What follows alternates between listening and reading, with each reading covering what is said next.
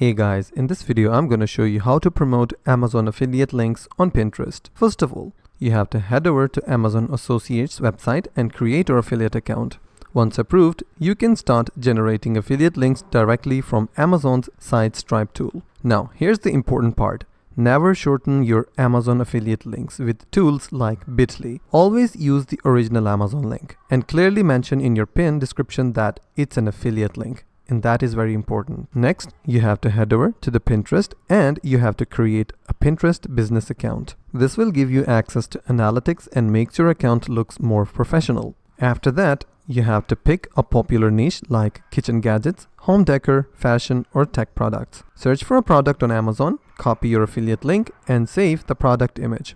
Then head over to the Canva and create a clean Pinterest pin using Pinterest template. Add a catchy title, upload your image, and make the design simple but eye-catching. Finally, upload the pin to the Pinterest, paste your affiliate link, add a keyword-rich description, and publish it.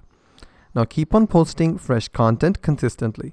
Avoid spamming duplicate pins, and over time, your Pinterest traffic can start generating passive affiliate sales. So if you found this video helpful, please hit the like button and also don't forget to subscribe.